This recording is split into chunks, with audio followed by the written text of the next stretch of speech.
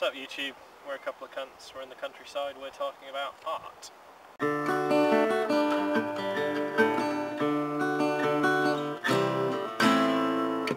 This is probably the episode where we talk about something and try and sound cultured, but really get a inadvertently reveal how little we know about things that actually matter. Art is a significant thing, you know, as society progresses, art progresses. You've gone from, you know, cave paintings to the mosaics of the ancient Greeks and Romans to, you know, the Renaissance, Art Nouveau, all the way up to the digital art of today. That saying, does life imitate art or does art imitate life? I'm sure someone famous said that, but I don't know who it was. Yeah, the first of many examples of ignorance that you're going to get this episode. I don't know, maybe we should have an informed opinion on this shit. What a fucking good idea. I know, so maybe someone who actually has a qualification in visual communication, aka art. Is that what they're calling it these days? It's what they called it at the grand old University of Derby. Fair enough. My missus, Catherine. Hi. Hello. So yeah, art. You know about that. Vaguely, yeah. Vaguely. Well, your 3-year course taught you the vague. You got a degree in it, Three you know, a little 3 years and college and GCSE. Yeah, so there you go. Yeah, it'd be interesting to see what I remember. Well, if you've got as much to say as we do, then I think that kind of throws a terrible light on our country's education system. Yeah. Then again, I've got an English degree, and look how our literature episode turned out. It was me hitting you with books. Yeah. So It's a good thing to have a degree in. Maybe that'll be an exhibition in the Tate Modern, like in a few years. Like someone. That would work. And I really fucking hate like some modern art when you just see like someone's just like they're vomiting on like a frying pan or something, and that's just like they're taking a photo of it. It's like, yeah, this is art, amazing. But I can see that being quite a good exhibition, just like slow motion photos of someone being hit with a book, like as if a boxer was punching with someone, their whole face is contorted, but it's actually with a book, so it's just someone there just like, ha, Bible to the face. I kind of like the idea behind modern art, but most of it is just turgid shite. There was something I found really funny a while back, it was a few years ago, I can't remember which museum or part of it burned down or was damaged, something like that, something Tracy Emin had, and it was basically just a tent she'd set up and a few other pieces of shit around it. Not actual literal pieces of shit, but like camping chairs. Oh yeah, I wouldn't put it past her. And I was like, oh, this thing had been valued at £200,000, this priceless work of art that I can never recreate. The Sun, great champion of art that they are, 2 days later posted an article, was like, we remade it for 200 quid. We essentially went to Asda, bought the tent, bought the chairs, set it up, and took a photo exactly like it. It was just sort of like, that's just that great British entrepreneurial spirit. It's just like, someone says it's worth 200,000, like, no, I can go to Asda, pick it up for 200 quid, there you go. Well, I mean, it is pretty horrifying, some of the money that people get for, Yeah. you know, sticking an umbrella in a barbecue. See, if I did that, no one would pay me shit for it. But if you're a well-known artist, people will buy it off of you. Maybe this is where you're going wrong.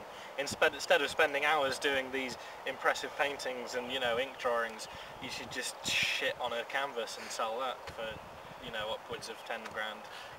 I always like when people mention modern art, they go immediately to Tracy Emin, like Her she's this idea and horrible hers. devil of art. I'm sure there's some other people who do it, but I couldn't name you She one. is the most famous.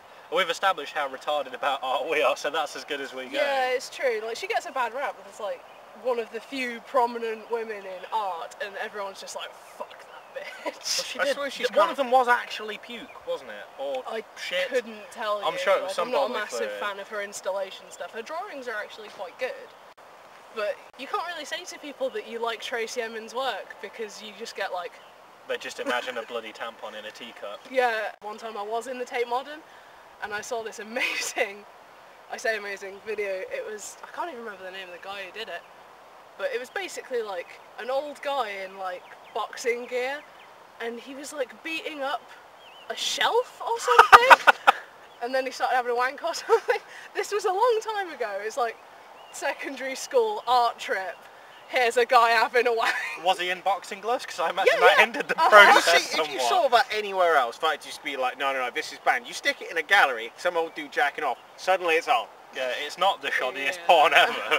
It got sold for 60 million quid. Some sort of boxing lemon party single. I like the Tate Modern as a general rule because they do actually have some art in the traditional sense. The actual art.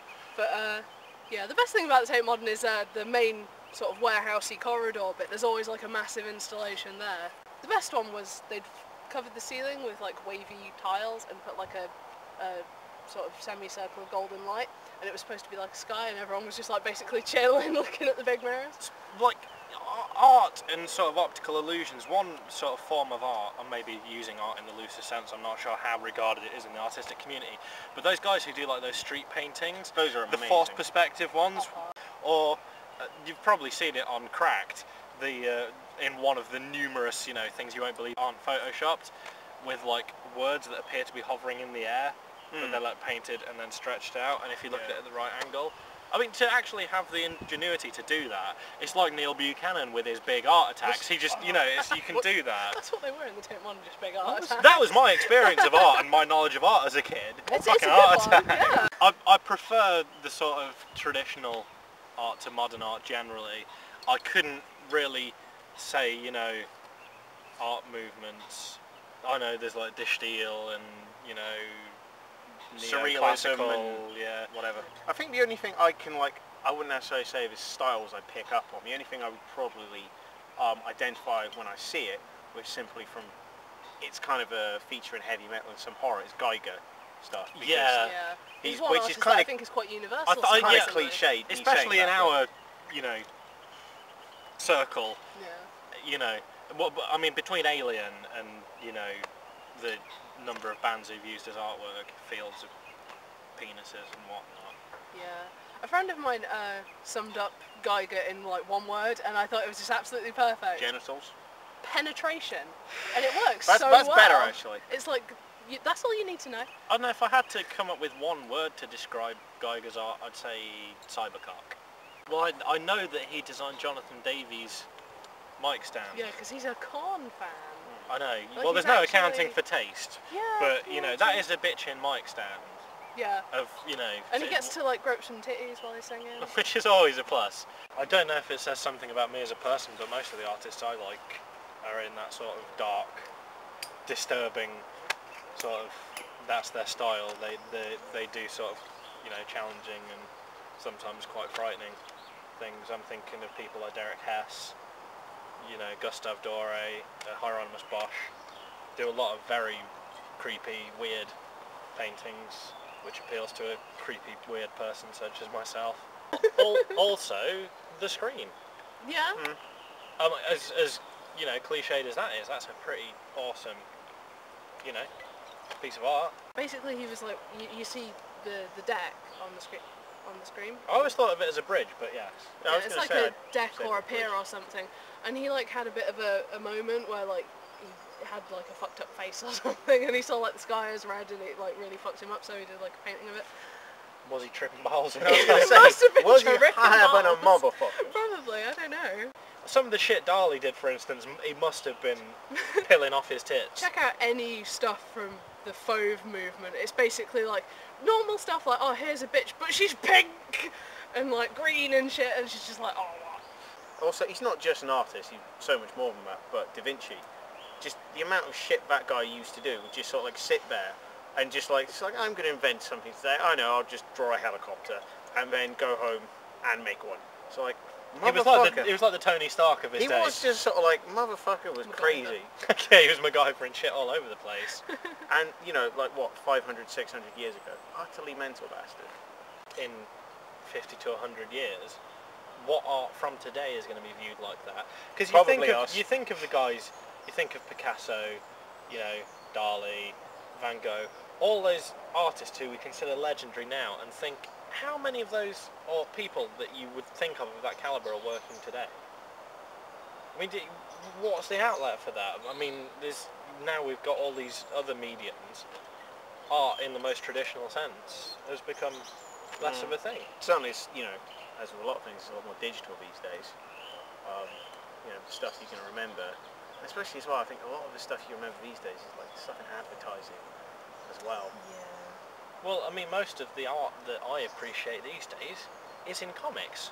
Like, you know, Jai Lee and Jason Burrows, or Derek Robertson, yeah, and Brian Hitch. All those guys, amazing artists, but they're working in the medium of comics. So I'm sure the art snobs would frown on comics as an actual viable art You'd be medium. surprised. I think that's one of the reasons I've never, A, I'm not very good at art, and B, one of the reasons I've never really bothered to get into it is I can't really tell when it's good or not when I'm just being fobbed off by some shit, because sometimes I can look at something and say that's really good.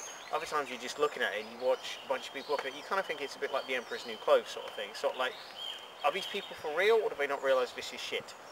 Sort of like, sometimes it's like, okay, I can appreciate it, but other times I think maybe I'm not educated enough to get this art. No, I don't know. it's totally subjective. But like other times, everything. other times where it's just like, this is rubbish. Am I the only one that sees it? Art is one of the most subjective things, though. I mean, I think everyone's got a different opinion on art, of what is good and of what is art itself. I think if art is good if it generates discussion. It gets a point across, it does something, you know, it serves its purpose, it is there for communication. Even if it's what your 4-year-old kid first drew at school, just now into your face. I would take the art of some infants over some of the shit in the Tate modern. That's true. They could probably get into the Tate modern. Well, we've been a couple of cunts and a chick in the countryside, and if you enjoyed this episode, like, favourite, subscribe, share. Check us out on Facebook and Twitter. If you didn't enjoy it, think of it as a piece of modern art. Feel free to suggest a topic for us to talk about in a future episode. We'll see you next time. Well, here's some art I made earlier.